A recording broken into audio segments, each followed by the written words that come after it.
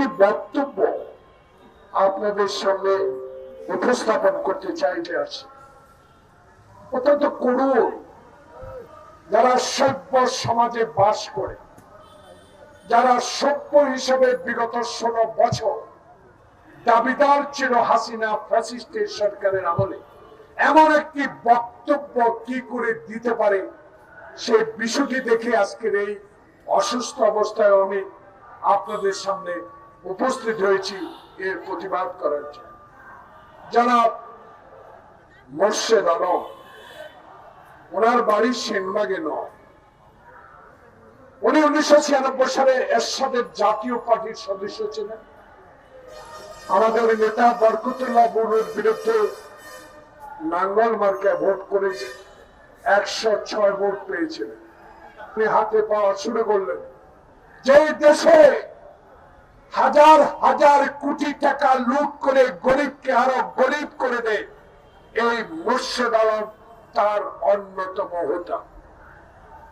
আপনারা জানেন এই মোর্শেদ আলম জীবনে কি করেছে এবং জীবনে তার এখন এই উত্থানের পেছনে আছে শেখ হাসিনার হাত।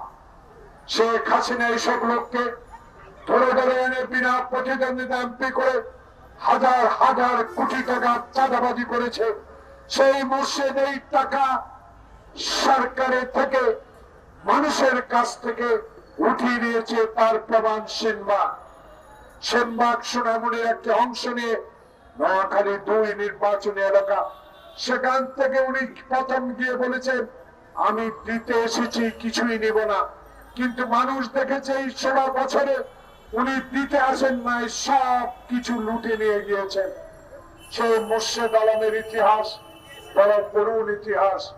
যখন 111 সরকারকে ডিজিডিআর মধ্য দিয়ে সেদিন মোসাদ্দেক আলী ফালুর কষ্টার্জিত অর্থ নিয়ে যখন আরটিভি করা হয়, সেই আরটিভিকে জোর করে তার থেকে লিখিত নিয়ে দখলে দিয়েছিলেন সেই মোর্শেদ আলম।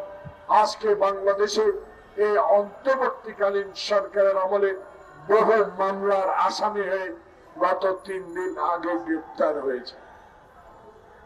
প্রিয় বন্ধুগণ, ব্যক্তিগত কোনো আক্রোশ নয়, ব্যক্তিগত জমি অর্থ ব্যবসা নিয়ে মোর্শেদের সাথে আমার কোনো প্রতিদ্বন্দ্বিতা নাই। আমার প্রতিদ্বন্দ্বিতা হলো তার সাথে, আমি একজন রাজনৈতিক কর্মী, আমারও জন্মস্থান সেনবাগ। প্রিয় ভাইরা, 5 বার পর একবার হয় নাই ওই এলাকা থেকে সংসদ সদস্য নির্বাচিত হয়েছিলাম। আমার প্রিয় নেত্রীর আকর্ষণীয়তার কারণে, আমার প্রিয় নেতার শহীদ জিয়ার সেই ধানের শীষের কারণে, এবং 16 বছর একজন রাজনৈতিক কর্মী হিসাবে আপনাদের সামনে সত্য কথাগুলো বলার সাহস জুগিয়েছে যিনি, বাংলাদেশ থেকে 10,000 কিলোমিটার দূরে থেকে যে ব্যক্তিটি আমাদেরকে সাহস জুগিয়ে বাংলাদেশে গণতান্ত্রিক আন্দোলন, একটি ভোটাধিকার ফেরত পাওয়ার আন্দোলনে আমাদেরকে সহযোগিতা করেছিলেন, সেই তারেক রহমান। আজকে আমি এখানে এসেছি, মিস্টার মোর্শেদ আলমকে গ্রেপ্তার করা হয়েছে। মাননীয় ডক্টর ইউনূস সাহেব, আপনার উপদেষ্টা জাহাঙ্গীর সাহেবকে আমি কি প্রশ্ন করতে পারি এখান থেকে, গ্রেপ্তার হওয়ার পর যে ব্যক্তিটি বাংলাদেশের হাজার হাজার কোটি টাকা অবৈধভাবে উপার্জন করে বিদেশে পাচার করেছে, তাকে গ্রেপ্তারের পর কেন থানা পুলিশ রিমান্ডের আবেদন করলেন না? এখন প্রশ্ন একটা, উনি আরটিভির চেয়ারম্যান ছিলেন, বিবেকমান মিডিয়ার ভাইরা আমার, ব্যক্তিগত মিডিয়া কারো মালিক হতে পারে, কিন্তু সাংবাদিকের উপর হস্তক্ষেপ যারা করেন তারা কোনোদিনও মিডিয়ার মালিক হতে পারে না। তারা স্বেচ্ছাচারিত হয়, তারা অর্থের জন্য মিডিয়া তৈরি করে, তার প্রমাণ আরটিভি। সেই আরটিভি নিউজ করেছে যে ব্যবসায়ী মোর্শেদ আলমকে গ্রেপ্তার করেছে। আমার প্রশ্ন, মুর্শেদ আলম কি করেছে? মুর্শেদ আলমের ইতিহাস কি?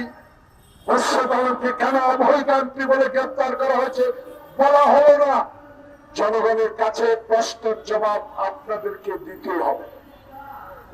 আমরা তো ব্যক্তি মুর্শেদের বিরুদ্ধে না, আমরা অবৈধ এমপির বিরুদ্ধে, আমরা অবৈধ কার্যকলাপ যিনি করেছে তার বিরুদ্ধে, যিনি অবৈধভাবে বাংলাদেশের গরিবের অর্থ পাচার করেছে, যিনি বদনা বানিয়ে ইনকাম করার পয়সাও তার ছিল না, আজকে তার ছেলে তার ভাইরা এই অগাধ সম্পদের মালিক কোথা থেকে হলো? এই সরকারের দায়িত্ব এটা বাইর করা। তাই আমরা আশা করেছি, তাই আমাদের আশা ছিল, জনগণের আশা ছিল, মুর্শেদ আলমকে রিমান্ডে নিয়ে সকল অবৈধ কাজের তার থেকে আদায় করা উচিত ছিল।